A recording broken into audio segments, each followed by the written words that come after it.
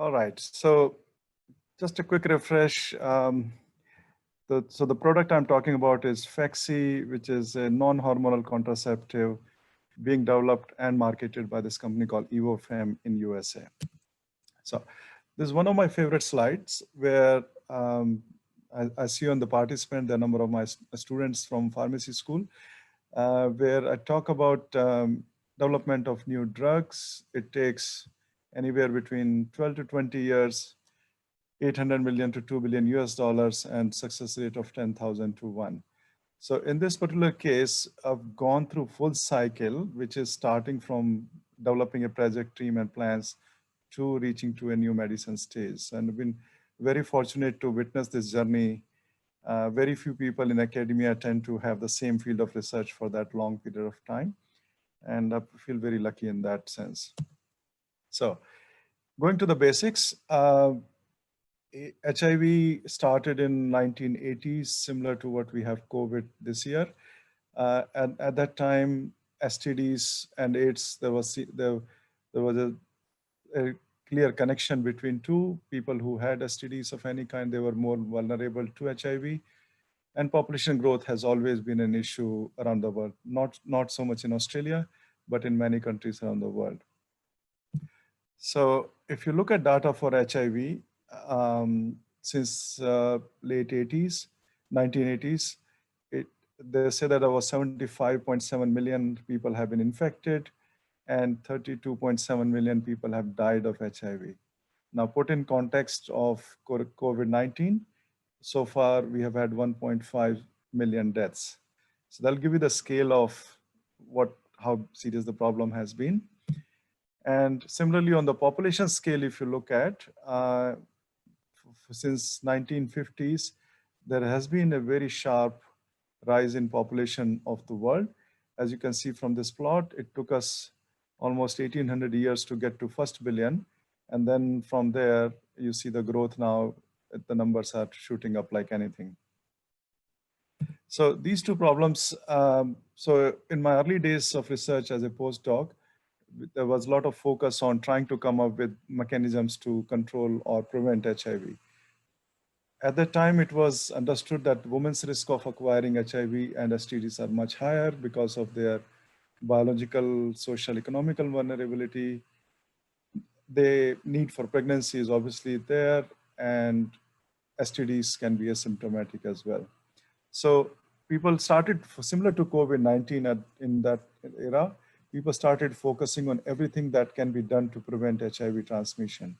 And one of the methods which was being developed at that time was microbicides. Now, Bill Gates did a lot of philanthropic donation at that time. So in early days, Bill Gates was focusing on tuberculosis, malaria, and HIV. And I was lucky to get some money from Gates Foundation to do some initial work. So what are these microbicides? These are prophylactic compounds and formulation that can prevent transmission of HIV and STD pathogens. So methods to empower women, which products which can be used by vaginal or rectal method. Formulations can be tablets, creams, gels, foams, rings, all different kind. Condoms is one form of that, but generally it is well accepted in that field that male partners normally refuse to use condoms, especially in high-risk population. And that's where the vulnerability to HIV was always higher. So in my early days, after my PhD, I joined this group called TopCat and University of Illinois in Chicago, US. And we started looking at, so the group that I joined was working on the biochemistry of sperm. And I was the only formulation person there, but they hired me for a very specific purpose. So from basic sperm biology, they figured out that normal vaginal pH is acidic, between 3.5 to 3.7, which is caused by lactobacillus and which acts as self-defense mechanism for infections. Now, this pH changes either in case of infections such as vaginitis or with semen. Semen is highly alkaline buffering. The normal pH of semen is more around 7.8. And so when semen is deposited, the pH of environment changes to alkaline for a short while. And that microenvironment is enough for sperm to survive and lead to conception. So this group started thinking of that if we can somehow maintain this acidic pH enough to not let sperm raise it even after sex activity, we should be able to get prevent conception, as well as that would be good enough to reduce HIV transmission. And that's so what I've learned in science is the key to innovation is to ask questions. So we started asking, okay, if there was a product which can do this, what do you want from this product? And obviously, once you start thinking of a wish list, you come out with a long list of what we want to see. Ideally, products should prevent pregnancy or infection, should be woman control, culturally acceptable, bioavailable, long acting, all these parameters that you can imagine from a product of this type. And that was my wish list given to me from my bosses as a young postdoc. Go out to the lab, you have this list, come up with a product which can do all of these. That's how my postdoc started in US. So I started looking at coming up with a gel formulation, and after spending about a year, came up with this product, which we called acid form at that time. It's a matrix forming agent, added bioadhesive, buffer salt, simectant, preservative. Nonoxynol 9 is one of the only US FDA approved spermicide compound, which we kept as an optional. We were not sure whether pH alone would be sufficient or not. So we came up with a product with and without N9, and then water as a base. So these are data from some of my initial experiments at the time. I used to get human semen samples from volunteers and mix with gel in different proportion and see how the pH is rising. So what we figured out that in 1 to 4 ratio, the pH was still around 5.18. So challenge was to have a starting pH of which is normal physiological pH in vaginal system around 3.5, and to sustain it less than 5 for with as much alkali as possible. These were some other experiments like looking at viscosity, what will happen when the product is diluted. And finally, this product is an acid buffering product, even in presence of seminal plasma. It was bioadhesive and aesthetically appealing. It's a thick, viscous, creamy white gel. We made sure that it consisted of only GRAS-listed and USP-approved components. It thickens in presence of semen, and that's physical barrier we wanted to create. It has lubricant activity, is hypertonic, saline dispersible, can be applied through an applicator, and can be used as a base for a wide range of acid-stable actives. So this product itself does not have any active ingredient. It's only buffer salts and some polymers which maintain acidic pH. Looking at the antimicrobial activities, it does not affect lactobacilli. It's effective against gonorrhea, effective against chlamydia, effective in preventing HSV2 in mouse model, but HSV2 activity has not been confirmed with preclinical studies. So the initial focus was on antimicrobial and contraceptive, but eventually when the product has been approved by FDA, it has been approved only as a contraceptive. And that's because of serious liability issues which are involved with anything to do with HIV. I mean, if a product for contraception fails in the market, doctors can at least do termination of pregnancy. But if somebody gets HIV, currently there is no mechanism to get the virus out of body. So at that stage, we started looking at some clinical trials, GMP supplies. So our initial studies were done in Brazil. This is one of the SOPs which we had to write in English and then translated into Portuguese. My boss at that time, Larry, he found a girlfriend in Brazil, Lucia. She was an architect, and she helped us in translating our English document into Portuguese language.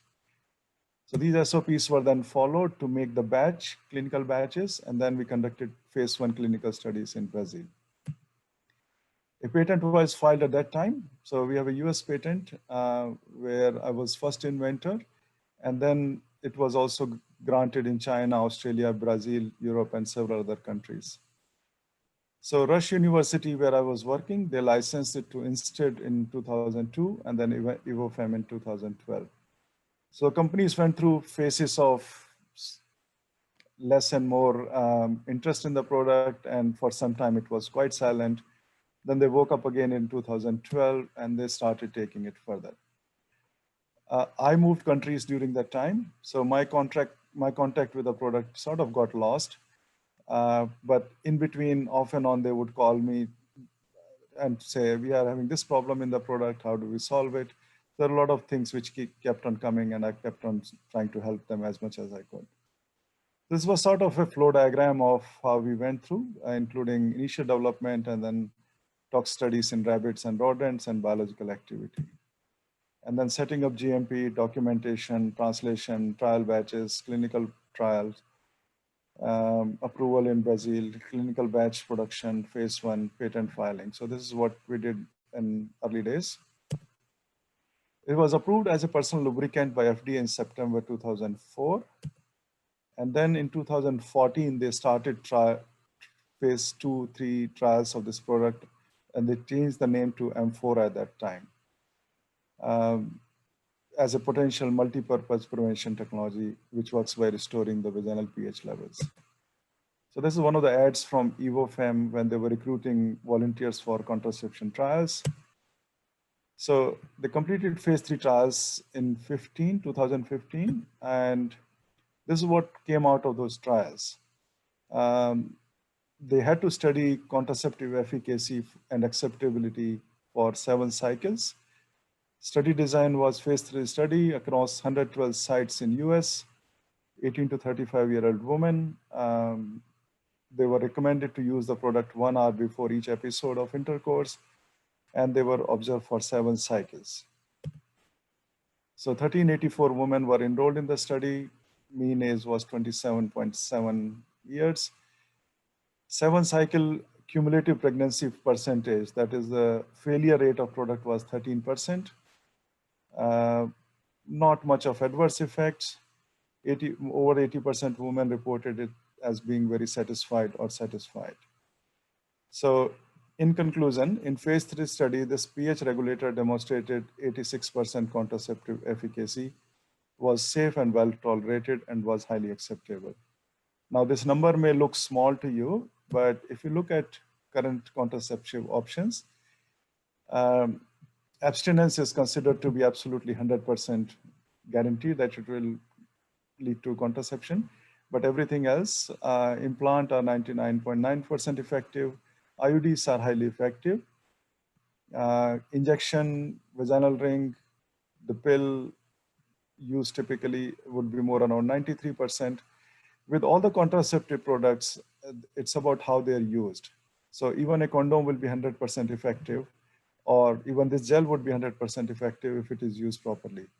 But these are the data where most of the barrier methods like contraception, like condoms, diaphragm, pulling out, all of these are effective between 76 to 99% range.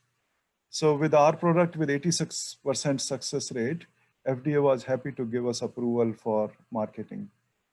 Now, the company has come back to us, and I'm currently developing a second generation product for them, which is where we are trying to extend the duration of action.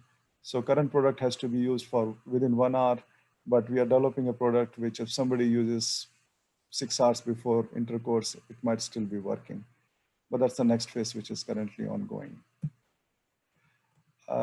Would like to acknowledge a lot of different staff and students who have worked with me during this time, and different sources of funding, different institutions.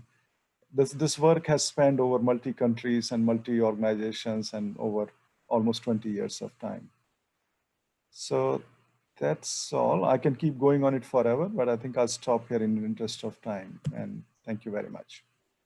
Thank you very much, Sanjay. That is very impressive to see the whole journey. To all the audience, if you have any questions for Sanjay, please use either the Q&A or the chat function, and we'll go through it at the end of the presentation. Without further ado, I'd like to introduce Julia Locke, who's the Senior Scientific Lead of the Analytical Division with Main Pharma, and she would give us a summary of the current regulatory requirements on the control of nitrosamine impurities in pharmaceutical products. All yours, Julio.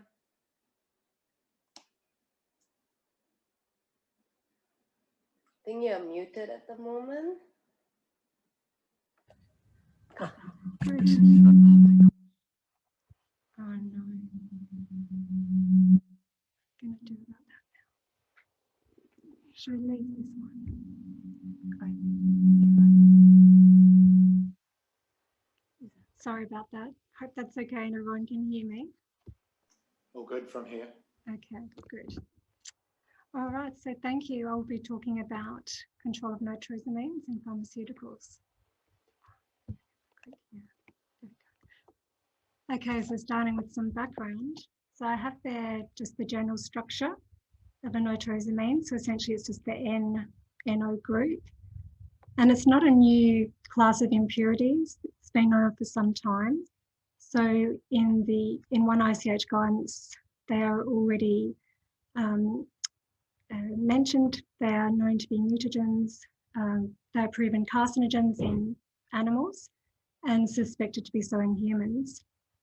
They are present at low levels in food and beverages that we consume. And you can easily find tables of data online if you look, but pretty much top of the list for food was bacon and for drinks was beer. So it's essentially those products that contain nitrite preservatives. We'll get to the reason a bit later. So they're also in cosmetics and medicines. It's been estimated that we are currently each consuming about 1 microgram per day from food. And for the pharmaceutical industry, there are now requirements. At Maine, we have implemented a procedure to control nitrosamines in our products. So that brings me to the regulatory requirements around the world. And there is a bit of information on this slide, but it was just to point out that quite a lot has happened in a short time. So starting in July 2018, when nitrosamines were detected in one class of drugs, a family of drugs known as the statins, and at the time there were extensive product recalls. There were health alerts from World Health Organization and various regulatory agencies around the world, and advice, but specifically from manufacturers of statin drugs. And for some time, all the focus was around just that one family of drugs. But however, last year, nitrosamines were detected in a second class of drug. At that time, there was very different action taken in different parts of the world, but specifically in Europe and Canada, very wide-reaching guidelines were published, which required all drug products containing synthetic APIs to be assessed. So at least risk assessed for potential presence of nitrosamines. And a very short window was given for that assessment to be completed, just around 6 months. So there was quite a flurry of activity earlier this year. That window for performing the assessment stage was later widened considerably by another year, but quite late in the piece. So there was a lot of work earlier in the year. And since then, there have been further changes. In July of this year, again in Europe, there's been an update to the guidance to now include biologics also. So in Europe now, all pharmaceutical products need to be risk assessed for presence of nitrosamines and tested if required. I'll come to that. And then finally in September this year, the FDA released a guidance for nitrosamines in pharmaceuticals. But at the moment, that guidance just covers synthetic drugs and drug products. There is also a draft chapter in the USP forum on nitrosamine impurities, which is now closed for comment, but not effective yet. So what this is just to illustrate is that in most regions, at least there are some requirements. They are not exactly the same, but similar in the different regions. So it just makes it a little bit more complicated for us to make sure we meet the requirements. As far as Australia is concerned, the TGA doesn't currently have a guideline on nitrosamines. There is just product-specific advice for those drugs where nitrosamines have been detected already and are considered a risk. So now to how they actually form. So Nitrosamines are formed through reaction of a secondary or tertiary amine with a nitrosating agent. For the pharmaceutical industry, the nitrosating agent we are concerned about is nitrite ions, specifically just because of the types of materials and processes we tend to use. It's really just nitrite ions that we are concerned with. Now, specifically in the presence of acid. So if you look at the reaction scheme there, it's nitrite ions in the presence of acid. So in the end, the reagent is actually nitrous acid reacting with an amine to give a nitrosamine. So as for general chemistry, the reaction is facilitated by heat and liquid or solution state rather than solid state processes. And as I mentioned, acidic conditions. So now just a little bit more detail. So I said it's just secondary and tertiary amines that are a risk. So here's a little more. So if we consider secondary amines, the nitrization reaction proceeds readily and the nitrosamines that are formed are relatively stable. So stable enough to persist and accumulate in a pharmaceutical product. For tertiary amines, nitrization does occur also, but it is just much slower. Historically, it was thought tertiary amines did not undergo nitrization, but they do, it's just much slower. And because tertiary amines have no proton available for exchange, what is formed is a nitrosamanium ion. And nitrosamanium ions are not particularly stable at room temperature. They do tend to decompose fairly quickly. But when that decomposition occurs, there are nitrosamines amongst those decomposition products. So that's why tertiary amines are still a risk. So it might be considered why not primary amines. Now, primary amines do undergo the same nitrization reaction readily, but in this case, the nitrosamine produced is not as stable. So if you follow through the equilibria there, the proton exchanges which are available, ultimately you can get to a species that can eliminate water and you end up with a diazonium ion. That diazonium ion can release nitrogen gas. And so now finally you have a step which is not reversible. Of course, as soon as there is an irreversible step, it just drives all the equilibria to the right. And so no nitrosamine actually forms and then persists. It will quickly decompose. So that's why they're not a risk and are not a focus of any of the guidances for the industry. I have mentioned quaternary ammonium salts there as well, even though they are not nucleophiles, so quaternary salts cannot react with nitrites. However, they are listed in some guidances as a risk, including the FDA guidance, which has recently become effective. And it's because although they are not a direct risk, they can contain secondary and tertiary amines as impurities. So that's why they are still a risk. So lower risk than secondary and tertiary amines, but still a risk. So now as to what we actually need to do in the pharmaceutical industry. So we need to risk assess our products to look for any potential source of a nitrosamine contamination. And we perform the following assessments. For any specific product, we look at all the raw materials and solvents and primary packaging which are used to manufacture the product. So we review vendor assurance information from all the suppliers just to look for information about any potential risk of nitrosamine impurity already being present. We also look at the material structure because the material itself can be an amine or contain nitrites just as part of the structure.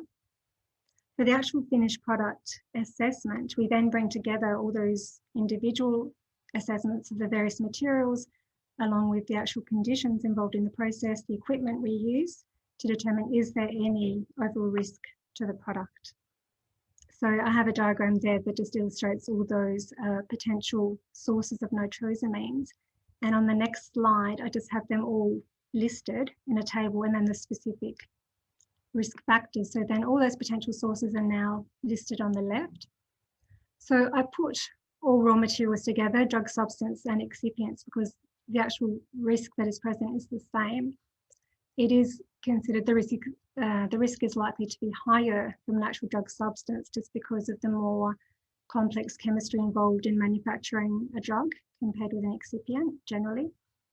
But the actual risk is, as I mentioned, that a nitrosamine may already be present as an impurity, or there may be what I'm calling nitrosamine precursors, being amines, secondary, tertiary amines and nitrites, either as part of the structure or as an impurity, potentially from a starting material used, a solvent used. I have specifically mentioned DMF there because dimethylformamide can contain a bit of dimethylamine as an impurity, or various reagents that are used. Now we also consider water or any other solvents that we use in the process, again, for amine or nitrite impurities. We then look at the manufacturing process itself. We consider the processing conditions that are used, the temperature, is there low pH, so those conditions which may facilitate nitrosamine formation if amines and nitrites are both present. We'll also have to consider, is it possible there could be cross-contamination due to amines or nitrites being used in manufacture of a different product on the same equipment? Now, this is something that is mitigated by cleaning validation. So every product we manufacture, at the end of the manufacturing process, of course, the equipment is thoroughly cleaned and that cleanliness is validated. So even when we get to the end of the process, maybe we didn't detect any risk, but we still need to then consider the drug product for the entirety of its shelf life and think about, is there anything that can happen within that formulation matrix during the product shelf life? And one specific functional group which has been actually stated in some guidances is the nitro group, because nitro groups, when they degrade, nitrite ions can be one of those degradation products. So you can end up with nitrite ions in the product, even if they weren't there initially when it was manufactured. And likewise for packaging, there's one specific risk factor which has been described, and that's related to the material nitrocellulose. So nitrocellulose is sometimes used as a primer in blister foil packaging. And as I mentioned about the nitro group, you can get production of nitrite ions with time. So after going through this risk assessment process for a finished product, if risk of nitrosamine presence is identified, then testing is required for confirmation. So if we need to test a product, there are limits which have been published in European and FDA guidelines for the various nitrosamines which have been detected so far in pharmaceutical products. So I have a list on the left there of the nitrosamines which have been detected so far. There are a few extra in the European guidance at the moment compared with the FDA guidance, but where they appear in both guidances, the limits are the same. So for example, nitrosodimethylamine, of course, is generated from dimethylamine, which I said before can be present in DMF as an impurity. Now, those limits there on the right, you will also notice are in nanograms per day. So these are very low limits compared with what we are typically used to working with in the pharmaceutical industry. So for impurities we've been dealing with for some time, like residual solvents, even elemental impurities like lead, for example, we are working with limits that are in micrograms per day, but these are in nanograms per day. What it actually means for a product in terms of what can be the actual concentration of a nitrosamine impurity in the product depends on the limit as well as the actual dose. So how much a patient can consume in one day. You can easily determine from the limit and the daily dose what is the maximum concentration which may be present in the product. So to the analytical procedures, the procedures that are available so far for measuring nitrosamines use specialised equipment. So HPLC or GC, but with high resolution mass spec or MSMS detection. Sources for methods which have already been established are available on the EDQM website or the FDA and Health Canada websites. There are also methods in the USP draft chapter. The methods that are published there are specific for those drugs where nitrosamines have already been detected, but they are recommended as a starting point for other drugs. So now just some extra details about what's required when we use those methods. So first, the sensitivity. I mentioned the limits that are required are very low. Some LOQ requirements have been provided by FDA and EMA. So FDA have put in a very blanket requirement for the LOQ, and it should be less than or equal to 0.03 parts per million for any products that have a maximum daily dose of 880 milligrams, so 880 milligrams of product. And that's aligned with that limit of 26.5 nanograms per day. So if you take 880 milligrams of a product, and it can have no more than 26.5, you may have no more than 26.5 nanograms per day. That equates to 0.03 parts per million in the product that may be present. So really you can't have an LOQ any higher in that case because that's at the limit. But that same limit has been requested for products with lower doses. So it's just up to 880 milligrams. If the dose is higher, then the LOQ will need to, of course, be lower. In the European guidance, it simply says that the LOQ needs to be lower than the limit. So, of course, you need to be able to quantify the impurity at least at the limit that it needs to be controlled at. There is an additional allowance in the EMA guidance that if you are able to validate a method down to an LOQ that is less than or equal to 10% of the limit and test a certain number of batches to show control below that low level, it is possible to justify not testing routinely. So you can actually omit the testing from the product specification. However, I read an article published by Waters just in October where they really questioned the feasibility of achieving that. So the limits themselves, the actual LOQs that are required, there are methods already that achieve that limit. But I think then being able to get down to 10% of that limit, Waters is really questioning, is this even going to be possible? So maybe it's there as an option to try to omit specification testing ultimately, but in most cases it probably isn't feasible based on what equipment can do at the moment. So in addition, sample preparation and analytical conditions need to be considered because although the product under test may not contain nitrosamines, if you, maybe you already have amines or nitrites present, and then if you heat your sample to high temperature for extraction or even subject the sample to high temperatures, for example, in a GC analysis, you can accidentally generate nitrosamines in situ. So it's just another complexity for us to be aware of and be careful, basically, in this type of analysis. So in conclusion, the control of nitrosamines in pharmaceuticals is a requirement to ensure patient safety. At the moment, the pharmaceutical industry needs to manage the challenges we have, which is slightly differing requirements in different regions and the analytical complexity and low limits. And so I say thank you. I did put any questions, but yes, I understand that will be at the end. Yes, thanks a lot, Julia, for your presentation. We were just talking to each other, saying how chemistry can be a real pain when it comes to all this. Yeah. Yeah, we'll definitely save any questions for the end of the session. And yeah, once again, just reminding people that they can use the Q&A function to post any questions. Yeah, without further ado, we'll move on to our next speaker, who's Paul Ken, who's the Product and Technical Manager at Avenir Ingredients. And he's going to share some strategies on how we can save time and cost when it comes to product commercialization. Take it away, Paul. Okay, just bear with me while I share my screen. Oops.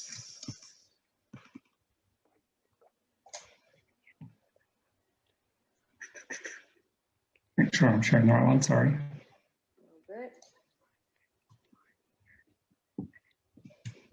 Okay, is that working? Not yet. Yeah, sorry. We did run a... Yeah. Okay, how's that looking? Yeah. Yep. All good. Yep. Okay.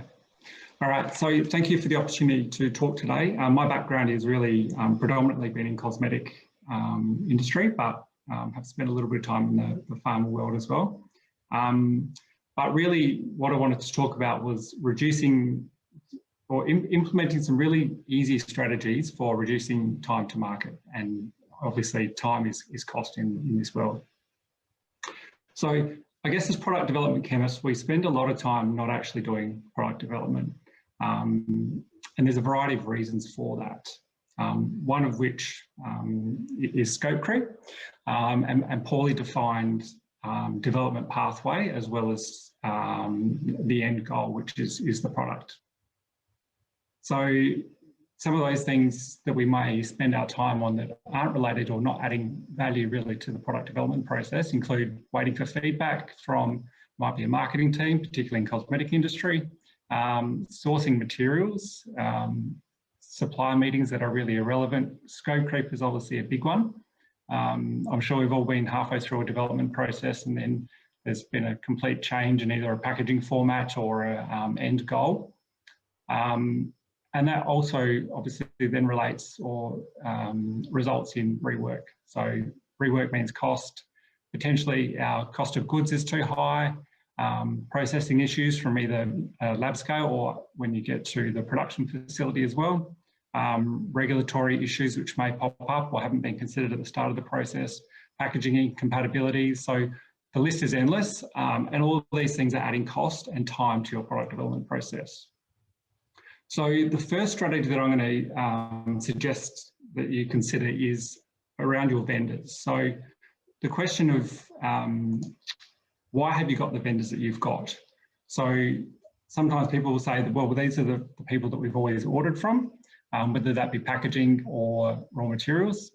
So what I'm proposing is to have a strategic vendor management program. So looking at vendors where they can add additional value for no additional cost to your portfolio. So really a key thing here is to align those vendors that you should work with and want to work with, making sure that they align with your company as well. So that might be company size. So if you're a small startup, 10 people just starting out, you wouldn't want to align yourself strongly with BASF, for example, who are a multi-billion-dollar company. Making sure they're aligned with your philosophy, your company philosophy. So if you're really strong in the environmental side of things, for example, then you want to have a company that is also similarly aligned and also covering a broad portfolio of materials that you might require as well. So when we look at this alignment, it's important to not only look at it from a technical perspective, you need to look at the whole business. So you're looking at your procurement team, your quality team, your regulatory team as well. And once you've got that input from all those different departments within the business, then you look at tiering your vendors. So I'm proposing a 4-tier system here, which is what I've used in the past. The first of those is partner, but you can of course alter this for your business. So partner is really 2 or 3 different companies who cover a broad portfolio of the technical requirements you need. So in a cosmetic scenario, for example, you might have a fragrance vendor. That's a very specialized set of skills or technology that they would have. And then you might have an oleochemicals, you might have a preservation, and then you might do similarly on your packaging side of things as well. But really what you wanted to do is build a strong relationship across not just 1 or 2 people within each business, but you want to have a strong relationship across multiple levels within the business. So it's not just an R&D led thing, or it's not just a procurement led thing, it's got to be business wide. And the reason for that is that if you have a person leave, say your R&D manager leaves, or the R&D manager at your vendor leaves, then that link can be broken really quickly. So you want to have that really cross-functional linking within the business. What do these partners offer you? Well, first of all, they can offer you training, so technical training. They can offer marketing expertise as well, so insights into marketing, what's happening in Europe, for example, what's happening in the US compared with what's happening throughout Asia is often very different. And usually what you'll find is that these companies are based in either Europe or Asia or the US. So they'll have much more knowledge on the ground than what you can find as well. you can get customized R&D done. So if you've got a project that you want some assistance with, you can utilise these partners to actually help you with your R&D and potentially take over some of those work packages within it. First to market access to new technology as well. So a couple of years ago, I had an experience where we had a partner based in France, and they would actually provide their new material to us 6 months prior to the global launch. As a result, we were able to get that product to market within a number of weeks after new product launch. So that means that we're the first one on the globe with that technology in the product. So first to market is always a benefit in product development. You can also go further and take and get access to materials which are currently under development. So working with a person or a company that might have a number of different raw materials that they're developing, as you know, as we all are here, and actually trialing those in your products and in your lab, providing feedback and allowing them to learn from you, and vice versa, you're learning from them at the same time. They can sponsor testing, they can sponsor consumer trials or product trials as well. So there's a direct cost reduction there. Sponsorship of R&D team members attending conferences and so forth. So again, you know, cost reductions in terms of travel. But really, this is a thing that takes a fair bit of time and a fair bit of effort from those involved. So you want to make sure you pick your companies well, and you also want to make sure that you only limit it to 2 or 3, depending on the business size, of course. The next tier is your tier 1. So these are vendors that actually you like working with. They can add some value in certain areas to your business and added value other than just selling new materials. So they might do your PET, for example, your preservative testing, or they might be able to assist with some stability testing, might be photo stability or something like that you perhaps don't have the in-house capability for. So they can add you some value there. Usually they're strong commercial partners with you as well, or vendors, so they good default, they're good in terms of pricing, responsiveness. They can provide technical expertise. They're responsive to questionnaires around nitrosamine formation or information, for example, and they can provide you market insights. So this is kind of a nice spot to be. They're a really easy company to work with. Tier 2, it's really a transactional relationship that you've got with these people or these vendors. They're not necessarily adding value, but they're an important in terms of providing you certain materials, possibly commodities or something like that. So they might be good commercially, but they're really not adding additional value. But it's a very transactional approach, and one that's necessary for you to continue. Ideally, you try to push more into the top tier there, the tier 1 or the partners. But tier 2 is an acceptable vendor to use. And the final sort of vendor selection there is around exiting. So these are the vendors that maybe you're only buying 1 or 2 materials. You might be buying sodium chloride from one particular vendor because you've always purchased it there. Is to actually exit from those vendors and try and source those materials from either tier 1 or tier 2. The reason we do this is to reduce cost, basically. It takes time and it takes effort to manage these vendors in terms of might be quality questionnaires, you know, placing different orders and those sorts of things. So by consolidating your vendor portfolio, you can actually save time and cost. Not only that, but you increase the spend, if you like, with your higher level vendors, which then gives you additional sort of value in their eyes as well. So that's your vendor management program, basically. The next tip is around making time for innovation outside of your product development process. So a lot of companies will do this. They'll have a time where teams can just go and effectively try some new things. But I've always found that as you become very busy, which is usually doesn't take too long, that sort of unstructured innovation is the first thing to fall away. So if you have a structure around this, you can actually then get some more traction, and it's easier to get accountability for people to continue to innovate. So this is where they might look at trialing a new material or a new technology, new manufacturing process. There's lots of different things that you can do within here, and really the idea is to remove all the constraints of a project, you know, the cost constraints around a product cost, the time constraints, you know, regulatory, any commercial things. You remove all of that, and it's purely around technical and innovation. You have the opportunity to challenge assumptions, and you can actually get new product concepts out of this. I guess one of the important things for innovation is to expect failure, and you should be almost encouraging your team to fail in some of these instances. So if you're not failing from a pure innovation in this space, then you're really probably not trying hard enough, to be honest. So force a failure, force your product and find out how far you can push certain things. And that gives you additional tools in your toolbox for next time you need to implement a process or a product quickly as well.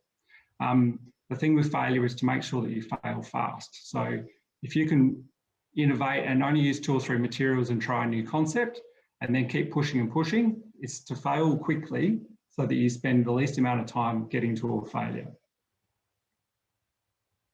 So from this innovation side of things, here's 3 examples, recent examples which came out of innovation. So this is a product, it's a bronzing product for a company that I used to work for. Never had any sort of, had any products in this sort of territory. It was really driven through interest from one chemist, and they ended up implementing this product onto the market, and it sold quite well. This is one that a new fragrance had been implemented through the innovation program.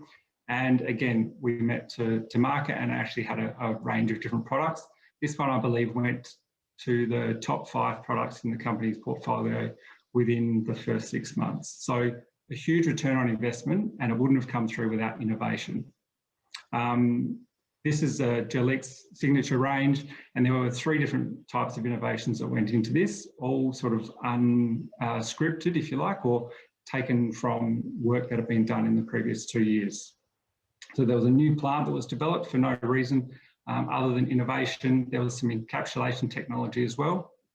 And there was also a new extraction technique as well, which was done through the innovation program. One of the really, I guess, things that we can learn from and really sort of take a lot out of is exploring possibilities with stakeholders. So it's really about stakeholder engagement and trying to educate your stakeholders and share your perspective and what you can do with your stakeholders. Through this comes increased knowledge, increased ideation as well, but it also allows better definition of a product brief at the starting process or the start of the process. So the better you can define that brief and the better you can remove some of those things that are never going to make it in terms of the commercial side of things, the faster your process will end up being. So spending more time up front is important. So really sharing things like formulation makeup, some of the challenges that you experience when you develop, so that they can understand why you do stability testing. We have to do preservation testing as well. So these are important. They create a lot more empathy as well with your development process. And it really is more around having one team that can co-create rather than having separate teams and being a customer sort of relationship within your own business. Understanding how COGS, cost of goods, are calculated as well. What are the drivers associated with the cost of goods as well? So if a marketing department knows that if they increase decoration on a bottle, for example, if they go from 3 to 5 colours on the bottle, that it's going to increase the COGS by, 100% or 200%. Maybe they think about it at the start of the process. Let's not go down that track, and let's actually just go here and make it a bit more simple. We can spend elsewhere in the product as well. Formula approval protocol is one that I've had a lot of experience with, and it's never, for those things that are quite subjective, it can always cause us some issues. It's always challenging to know when have you actually met the target. So yeah, as I say, if it's subjective, such as a skin feel or a fragrance, for example, defining that approval process and how do you actually approve it? Is it going to be through consumer survey? Is it going to be through internal only? Defining that at the start of the process will actually speed up such that everyone's aligned. So yeah, as I said, aligning with stakeholders, marketing in particular is always a big one. Understanding the distribution markets. So Often these actually change throughout a project, which is not necessarily that helpful for you. So, you know, from a product development perspective, you may not be considering China, for example, or you may not be considering the US in a product development process. The regulatory regions have different requirements. Therefore, if you haven't developed with that in mind, you can get caught pretty quickly, just associated with those regulatory hurdles. A couple of departments that often get missed out, production is one. So if you incorporate production into your product development process at the start of it, you can actually get much better results. So, you know, looking at limitations on current equipment, whether that be bulk or from a filling perspective, and then also understanding how do these decisions that you might make about vessels or stirring times and those sorts of things, how does that impact the cost of goods? And are there opportunities to actually improve not only the new products, but also then existing products as well, which can reduce cost and also time in the manufacturing process. Also ask the question as you go and continue to consult what pilots are needed. Maybe there's a phase test that needs to be done, and it could be done really early in the process to eliminate any concerns.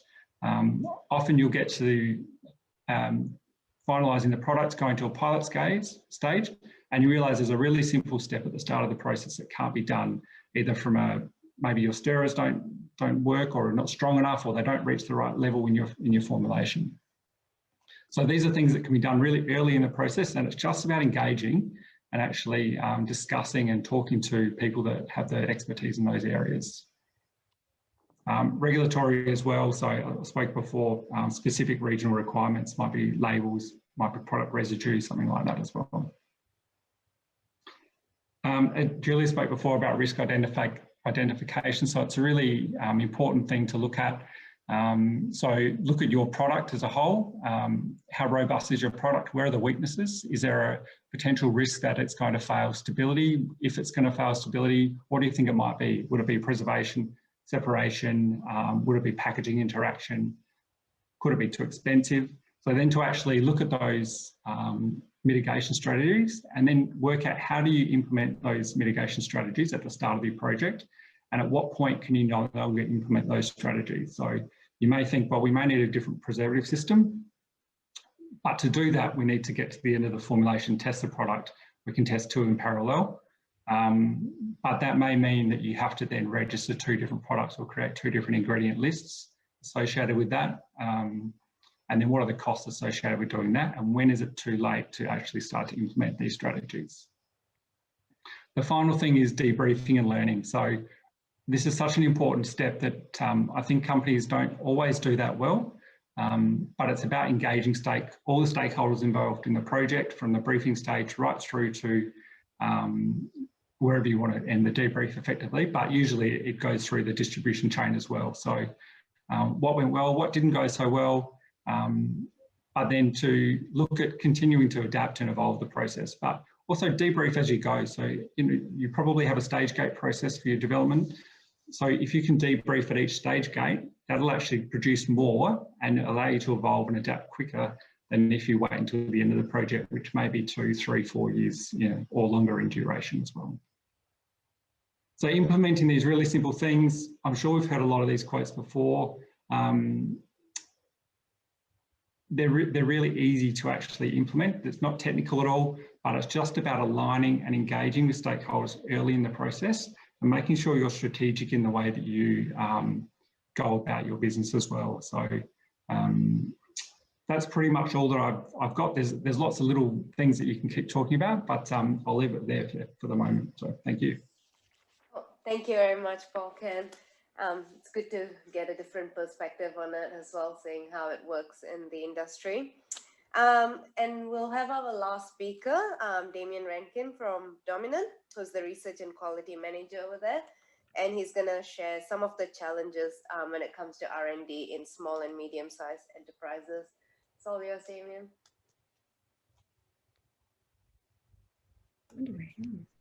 Great, thanks. Good talk, Paul. I've learned a couple of things, and I certainly appreciate a lot of the things you've mentioned. In fact, I almost think that we could have reversed the order of the talks here, because I'll be talking about the challenges of R&D, particularly in a customer-driven small business. And I think a lot of those tips and solutions you provided will probably answer some of the challenges that I'll be kind of talking about. So let me just make this a bit bigger. All right, so I am from a company called Dominant. Got a few other brands here as well. One of them is Cafetto. And just to put it in context, what I'll be talking about, we are a family-owned business, privately owned Australian company, about 80 staff. We do a range of different things, formulation and product design, manufacturing, packaging, distribution, private label manufacturing, things like that. We make liquids, powders and tablets, mostly cleaning products. And we have a pretty broad range of industries that we sell into. So there's a couple there, there's a few there at the bottom. And I thought I'd just start by giving a quick overview of what the R&D process kind of entails. Obviously there's a lot of similarities between industries and also a lot of differences, particularly as Paul mentioned in how they're managed and what the expectations are. So really, I mean, you start with an idea. Usually there's a bit of a business case around the feasibility of that particular idea, whether it meets with the business goals and directions, whether it's feasible from a cost perspective, and whether it's possible. Usually it'll go through an approval process there. There'll be some planning, some research and development, so product development there, a lot around product design as well, so industrial design, if you're talking about new packaging, bottles, triggers, dispensing equipment, things like that. It goes through a couple of series of market tests, obviously in pharmaceuticals, as we saw from Sanjay earlier. That can cost a lot and take a long time. In the industry that I work in, it's not so long. And then depending on what the product type is and what it's for, there'll be usually some registrations and approvals required, regulatory types. Sorry, let me just fix something here. Regulatory approvals, and then obviously to release with some marketing support and some after-sales technical support. So in a large company, this will obviously be segregated. You'll have different roles and responsibilities for different things. You might have someone at the start managing the ideation and business case development, might overlap a bit with R&D. You'll have different people doing industrial design, probably regulatory teams doing registrations and approvals, and different people at the end creating the marketing material and tech support. Now in a small business, we tend to wear a lot of hats, as this guy is at the bottom here. And so there is a real diversity of knowledge that's required. And I think this is a pretty key difference between what employees and technical staff are required to do in a small company compared to a large one. So in a large company, you get a lot of specialists with quite narrow expertise. So they'll be extremely good at what they're doing.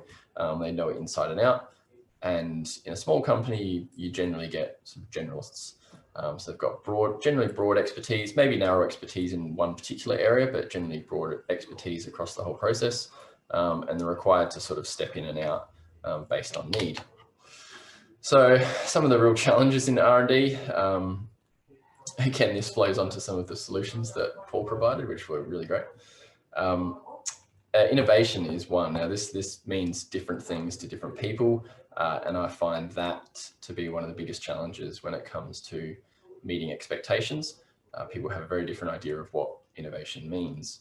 So a lot of the time, I don't know if this resonates with anyone, but they've said, look, just be more innovative, or you know, we need to develop more innovative products, or we should have more of a culture of innovation. And you think, well, what does that mean to you? It means something to me. I know what it means to me, but what does it mean to you? And what does everybody else think that means?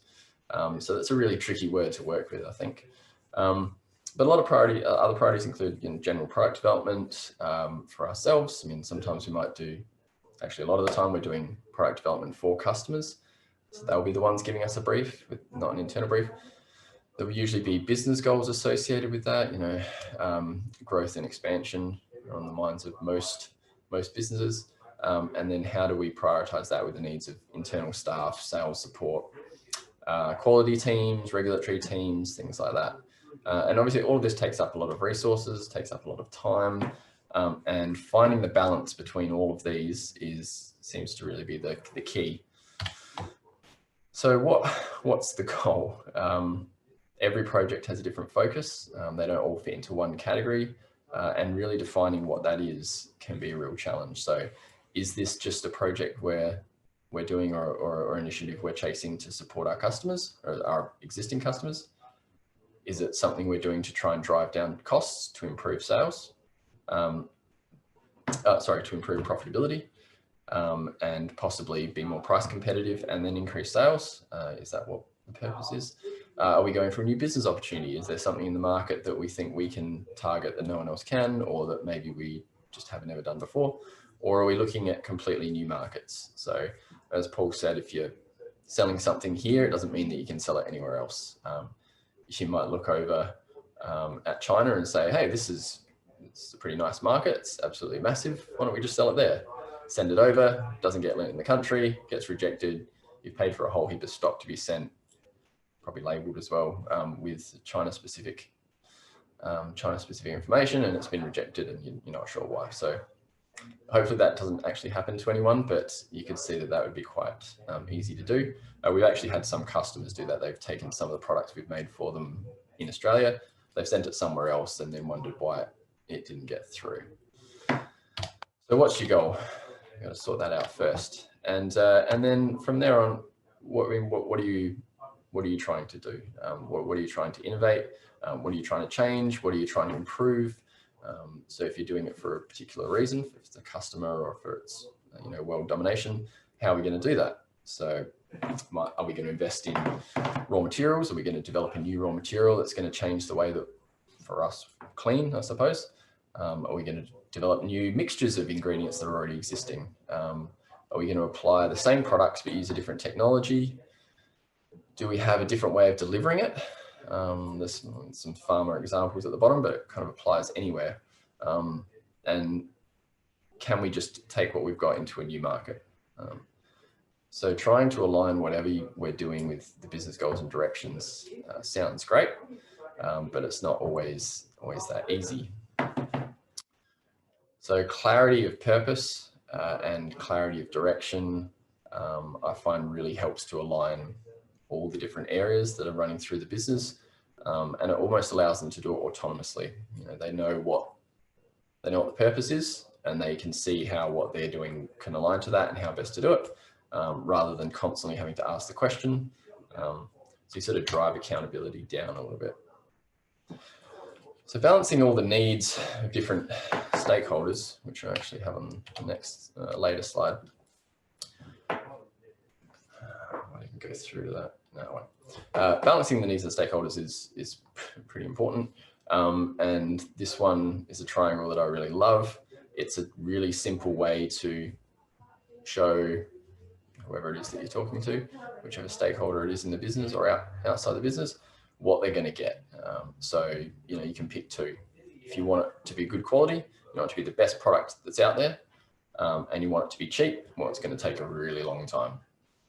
If you want it to be the best product out there and you want it done fast, it's going to be really expensive because we're going to have to outsource a whole heap of testing. We're going to have to pay other people to help us speed that process up, and you're going to have to be okay with that. And if you want it fast and cheap, well, it's probably going to be crap. It'll be whatever can be designed in that short space of time that's allocated, using whatever materials got available, and it's probably not going to work. So keeping these three factors in mind usually reminds people of what their real priority is, and helps them understand the trade-offs, I suppose. So something that I think is important to balance for anyone really, and as you move up in an organization, it often becomes more pertinent, is what is the business doing in the long term and what are they doing in the short term?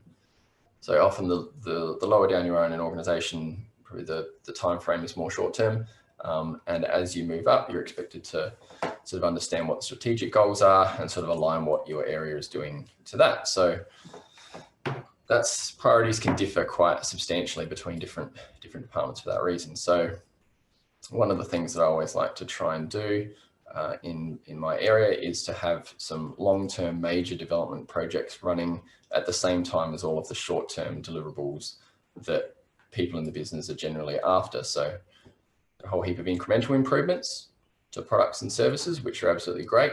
And they're essential in building your brand and maintaining relevance and things like that. But it's those major changes or those major transitions that you make in the business to something new that's really going to differentiate you in the market, I suppose, because we're talking about commercial markets here. This is, you know, these are businesses that need to make money. They're customer driven, like I've said, and you know that really is the end goal. So this is a really interesting chart that I found from the Atlassian blog. I was reading that the other day. They have some interesting ideas, and they just put it down in a way that I thought was interesting.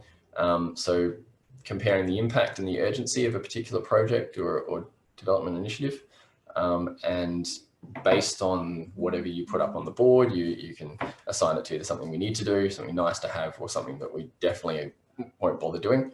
And what I find for us, when you think short term, there's a lot of projects down here. So they're relatively low impact. They may be incremental changes to something a customer already has. Maybe they want it to be 5% better, or they want it to be slightly different in some way. And usually the urgency is quite high, as it often is when it's sales driven. But the relative impact of that is not great. So the urgency is quite high, impact not so much. What we'd like to have is some of these really high impact products go through, deliver some real value to the company or to the business, really differentiate them in the market. But as the urgency is generally quite weak, there's not a lot of urgency to have it done, you know, within the time frame that everyone's thinking about. It often gets lost. So what we need to try and do sometimes is increase the urgency of those projects. And the only real way to do that is, as Paul touched on quite a bit, is real stakeholder engagement. So talking to the stakeholders, making them understand what we can do, why we want to do it, what it involves, how it differs from what we're already doing. There's so many things that just communication can help with here. So trying to drive these high impact projects to sort of greater urgency to the forefront of people's minds is quite difficult sometimes. And the other way to do that is to take these sort of lower impact products or initiatives and try and drive some extra value from them somehow. So hopefully not increasing the time that it takes to deliver them, but really leveraging that urgency that's already there and just trying to get a little bit of extra value out of it somehow. On the flip side of that, you could also look at those and say, well, if the impact is quite low and the urgency is high, why are we even doing it? So that sort of re-education process, the stakeholder engagement, talking to people and communicating maybe can help push some of those projects to a lower urgency.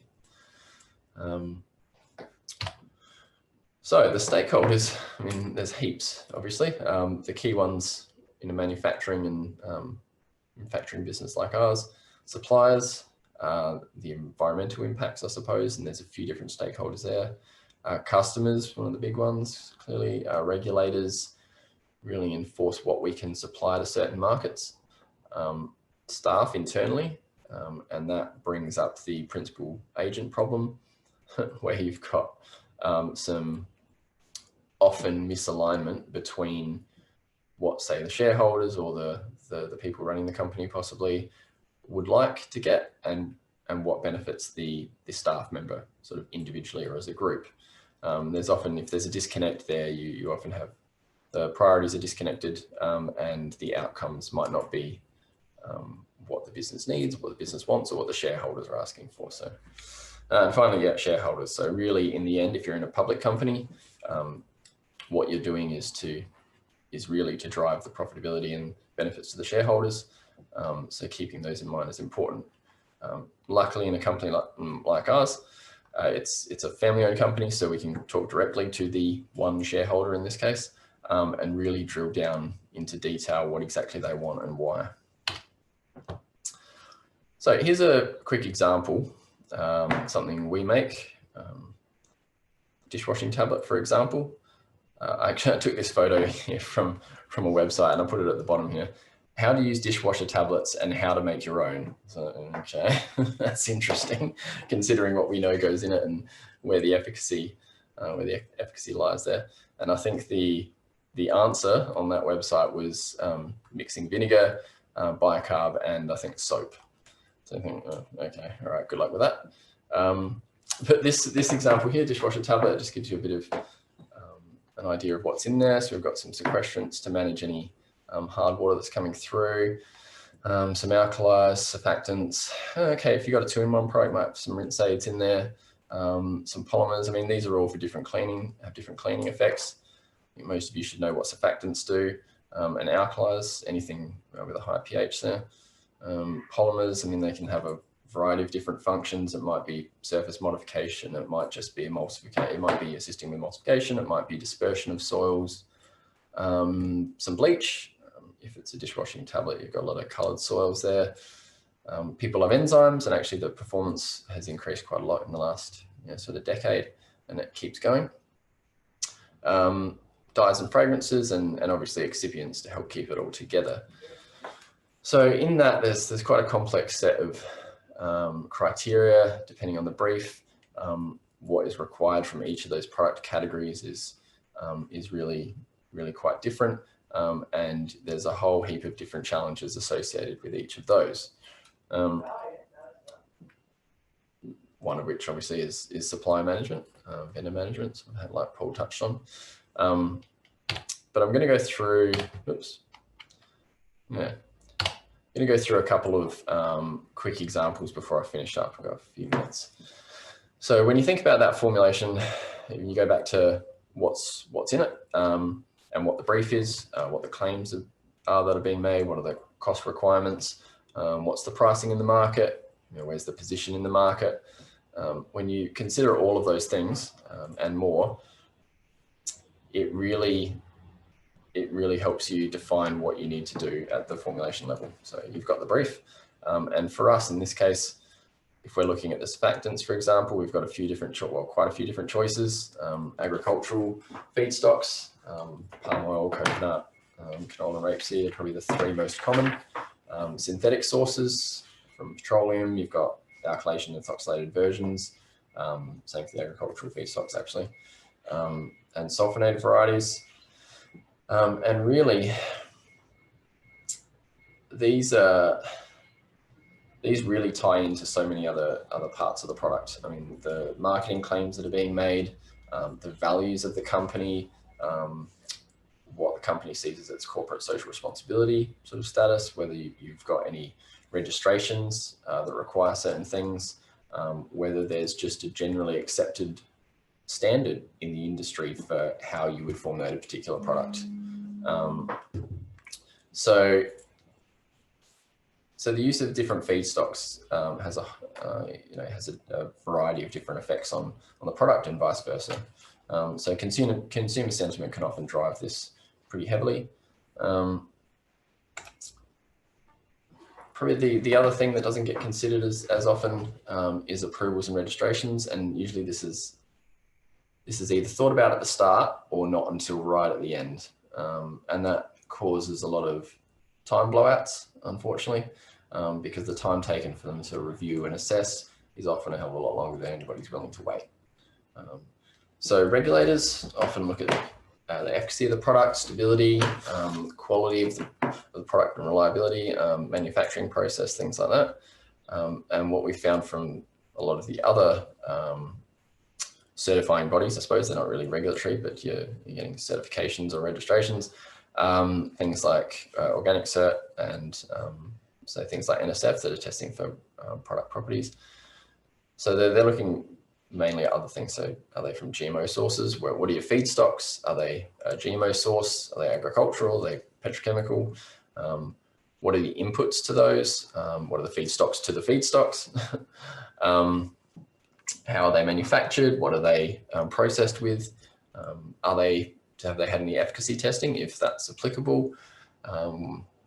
Stability testing of the final product, residue testing, things like that. So there's a whole gamut of different approvals and registrations required for each product. Now, this all kind of ties back into these challenges, because when you start off on one of these processes with a customer or internally, the number of different competing factors can be pretty staggering, I suppose. And for a small team that's meant to be kind of across the whole process, it's a lot to take in, it's a lot to manage. And I've found that communication with other areas of the business, making them aware of what's involved, what's required, what our challenges are, has been key to actually getting things done, and having the process generally accepted within the business, and us getting a good result in the end. So lastly, I suppose the benefits of being in a small company is that we have speed and flexibility.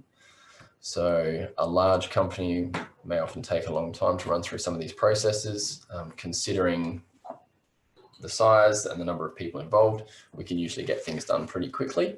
I think Paul, you mentioned a 3-week turnaround on that new technology. It might seem pretty quick, and it is very quick actually, but it's more often asked for than not. So those sort of turnaround times seem to be more and more common these days.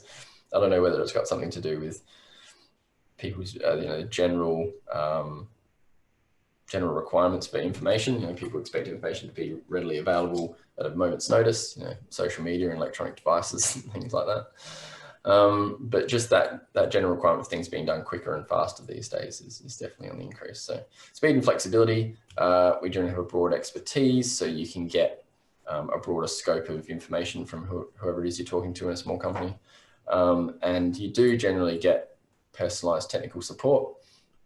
And something that I think customers find extremely useful in an R&D team at a smaller company is that there's generally ground level decision making. So people that you're talking to can make decisions, and they can affect change. And that's not always something that you can get with a large company. Say, oh, sorry, I'm going to have to check with my supervisor.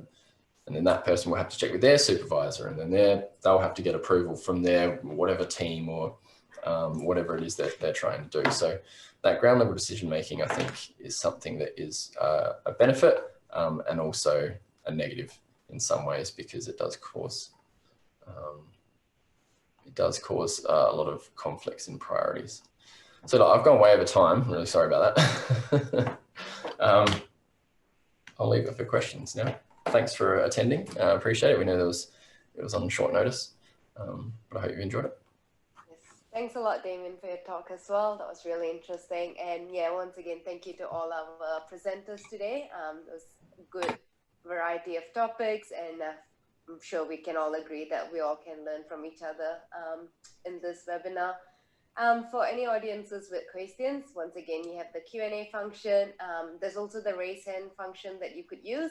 And if you use that, Sykes would allow you to speak. And so you can ask your questions directly to any of the presenters. Maybe I'll start off the Q&A session with a question for you, Damien. I'm sure with the current COVID-19 pandemic, there was a lot of focus on cleaning products, and that must have provided you and your company with a lot of opportunities and challenges. What was that experience like? Yeah, it was interesting. We certainly had a lot of opportunities, and I did a short talk with the New South Wales Pharma Group, June maybe, around this kind of topic. Around the challenges we had then. And a lot of it was supply chain related. So there were huge difficulties getting anything out of anywhere. So it really did highlight how much we actually get out of China. And even if we don't directly buy it out of China, even say someone locally down the road manufacturing a piece of packaging for us, where do they get the polyethylene, or where do they get whatever their inputs are? They get it from China. And then so they're delayed, and then we're saying, well, we make it locally. How can that be? Oh, right, your supply chain is affected, therefore ours is too. So that was probably the biggest challenge. And prices obviously went up, and that pushed. We had to push that onto our customers who weren't happy. But when you have nothing else in the market available, I mean, it is what it is. So. Interesting.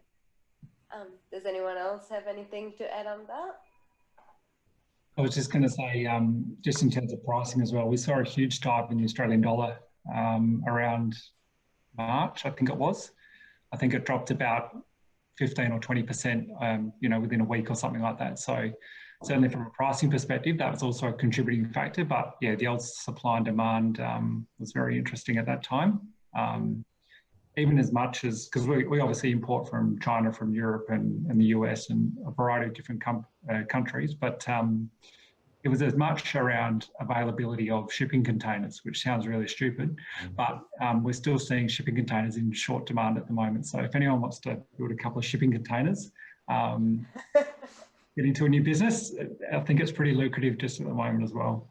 You mean a couple of thousand or a couple of 10? A couple of 100,000, yeah, that's right. And just to, I guess on top of that has been a lot of industrial action, particularly in Sydney, on the wharfs as well. So, you know, there was industrial action which backed everything up by about 2 months. So we're still clearing a backlog from 3 months ago associated with that. So a lot of issues all rolling into one.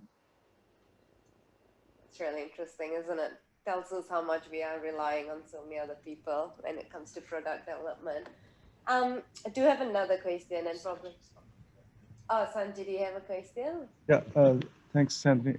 Damien, going back to this China issue, the situation with China is getting from bad to worse. How do you see this supply situation? I mean, government is saying find alternative countries and look for new partners, but that's probably going to take several years to develop. How do you see that affecting your business and all the resourcing issues? Well, I mean, we do use a lot of Australian distributors, sort of like Paul Avenue. I don't know that we actually buy anything from you particularly, but we do buy from a lot of other distributors who do source internationally. So it's certainly affecting us. Even going direct to some of the bigger guys. I mean, we're talking to BASF and things like that, and trying to get it direct through them is difficult. Maybe you're a better place to answer this, Paul. Yeah, I mean, we don't get a lot of stuff from China, but I think moving forward, there's obviously the political situation, which is currently, you know, in play. We were having a discussion earlier this week, actually, around this. And I guess there's two things. One is the supply side of things out of China. And I think as a worst case scenario is that Australia gets bumped to the bottom of the queue in terms of sending stuff out. But I don't think necessarily that China will stop sending stuff to Australia. I think what will happen is it'll be the other way. So we've seen with wine and agriculture and so forth and steel that you know, it's becoming harder to import into China or export to China, if you like. So I think that's potentially the bigger factor rather than coming the other way in terms of supply to Australia.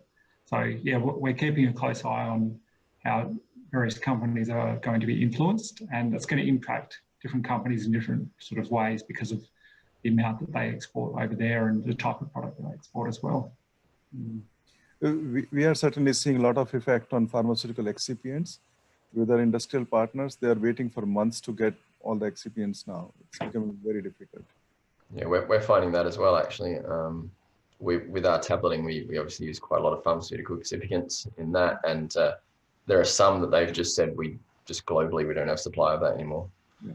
So we've had to change. We've had to find something else to use. They've said, sorry, the global supply has been pivoted. One in particular was a binder that we use. I won't say which one, but we placed another order and they said, unfortunately, that's going into a COVID drug. We don't know. I don't know which one. Don't know whether it's a legitimate one. But they said, sorry, it's going into that, and we just can't sell that to you anymore. So okay, no worries. Thank you. Wow, that's interesting. Does anyone have anything to add on that? Cool. I guess another question for Paul and for Sanjay as well. I guess coming from like academic researchers and talking about product commercialization, when do you think a researcher should, or like when would they realize that, you know, my research product has the potential for commercialization, and when should they look into it and start looking at vendors and stakeholders and stuff like that. Paul, do you want to go ahead or? I can offer some thoughts. I guess I'm, having left uni quite a number of years ago, I'm not too sure on, when it goes from ideation to concept to then commercialize. But I would say that you should, depending on the research and so forth, but to get a good understanding of what a commercial partner is actually looking for. It's great to develop a product and get it all the way through and have it tested and all those sorts of things.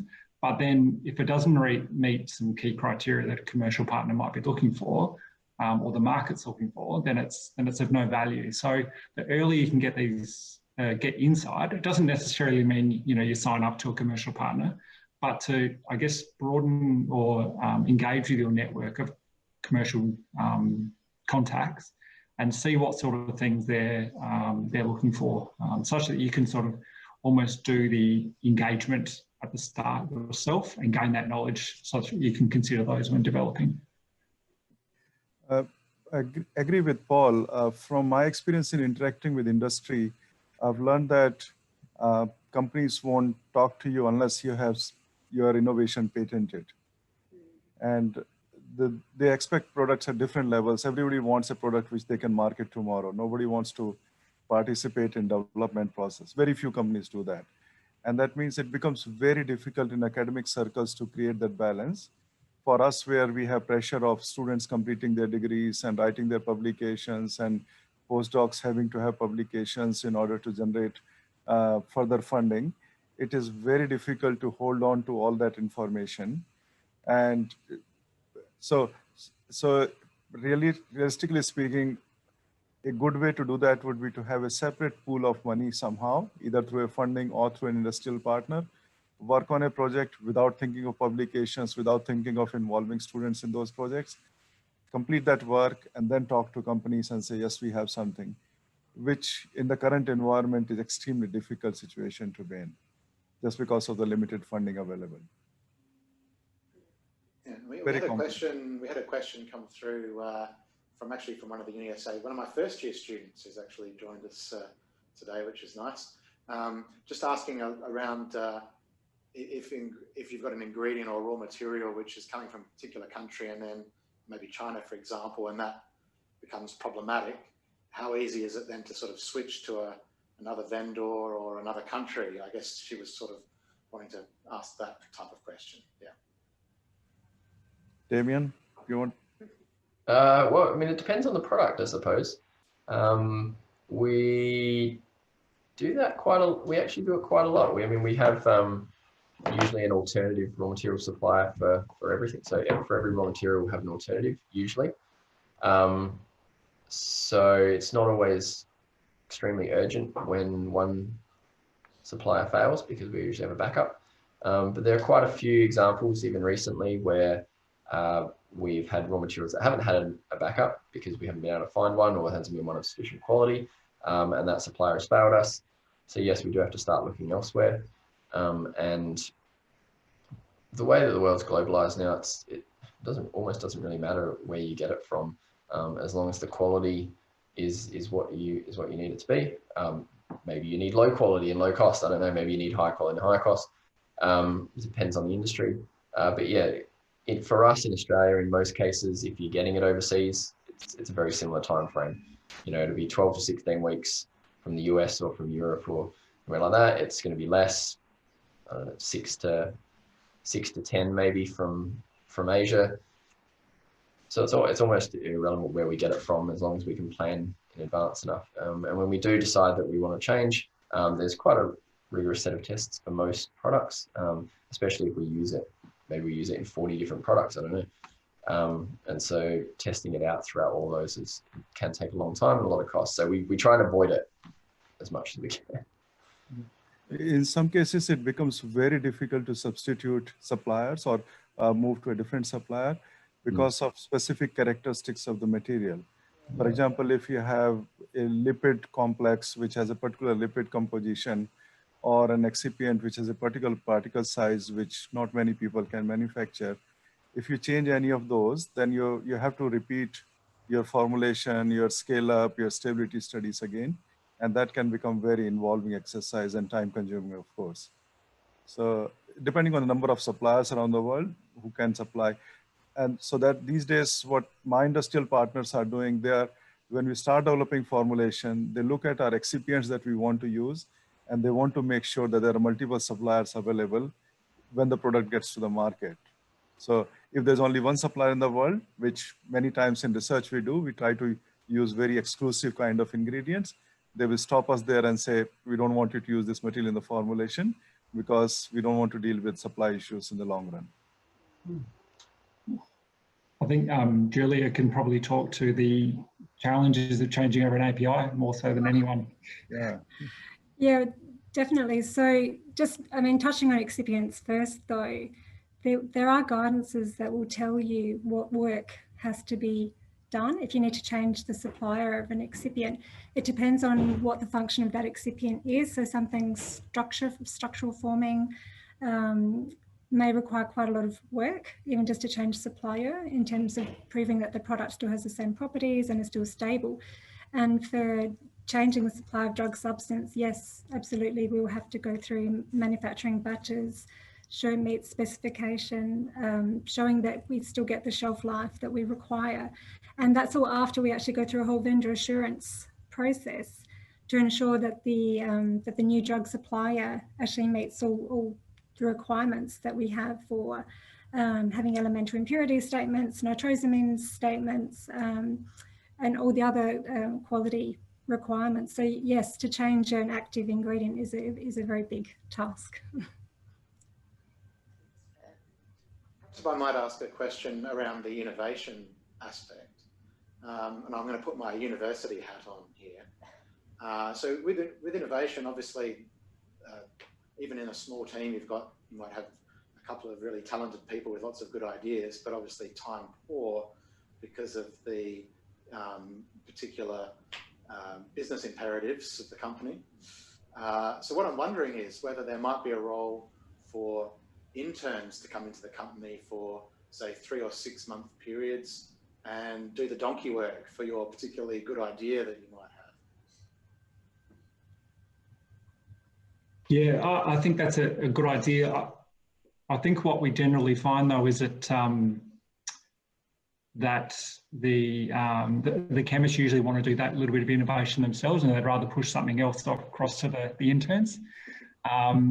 Generally, that's what would happen, which I understand. So, but yeah, I guess it's a case of managing resources as best possible. But that's where what I was talking about before is it's really important to have structure to that innovation side of things, such that actually that's a deliverable as much as a new product introduction is as well. Because if it's not, it doesn't get done.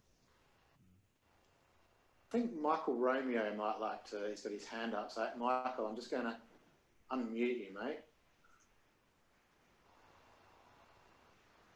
Thanks, Matt. Can you hear me? Yep, all good. Awesome. I mean, I actually had a question. It was off topic from that, so I don't want to kind of interject on that question at all. Was that kind of all closed off there, that previous question? Yeah, I reckon. Cool, no problems. So yeah, my question, well, I'll start with a bit of a brief statement. So I'm a scientist at Main Pharma. I work with Julia, and great job, guys. It was really cool presentations today. So as Paul discussed earlier, how I guess uni-based researchers might communicate with their potential commercial partners to make their research output a little more appealing, I guess, commercially. My question to Damien is, what kind of relationship do you have with your clients? Because you kind of mentioned that you're very client needs focused, client-oriented kind of business. So what kind of relationship do you have with your clients to determine where your internal research and development should be focused, and how easy is it for you to kind of pivot your resources towards these client needs? Yeah, that's a good question. I suppose that the second part, pivoting, I mean, that's a tricky one, because of course we can pivot at any stage. Tomorrow we can say, all right, no more resources on anything else, and it's all going on to this one project. But that sort of lack of continuity of thought, working on one thing for a long enough time to really deliver any value from it is something that's really important.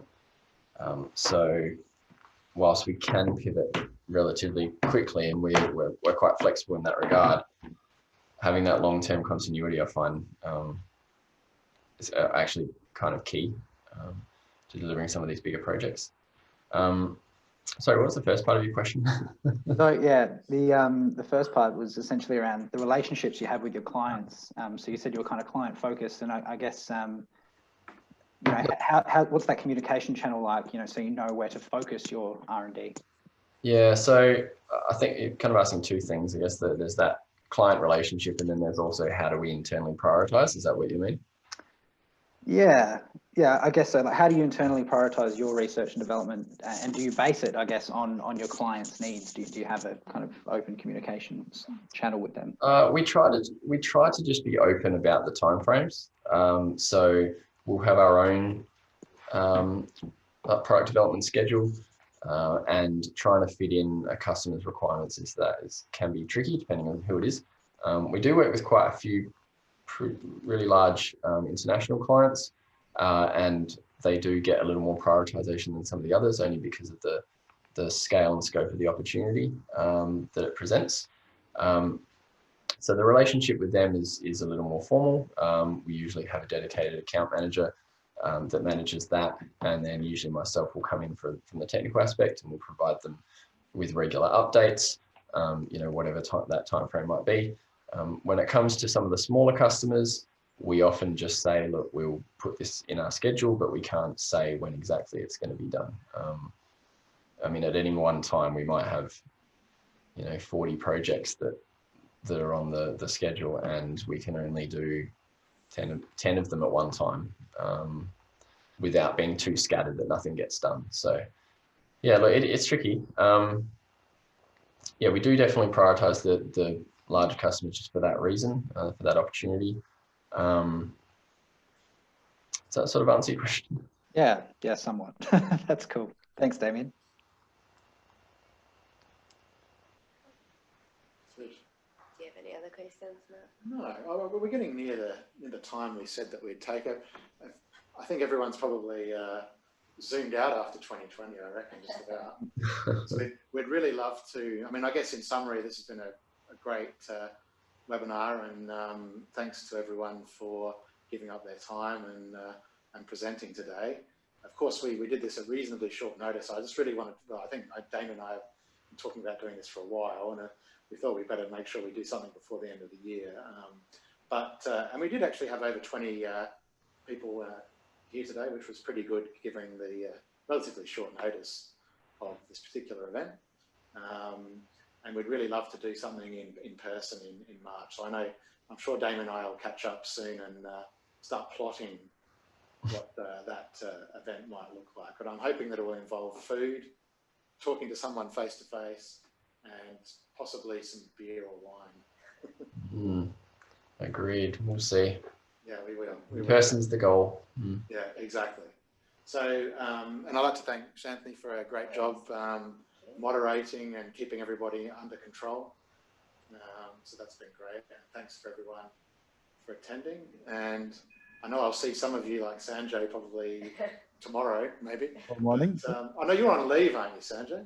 I'll be there tomorrow morning. You'll be there, right? But if I don't see any of the rest of you before the end of the year, I wish everyone a very happy Merry Christmas, and hope you manage to have some break and spend some time with your families.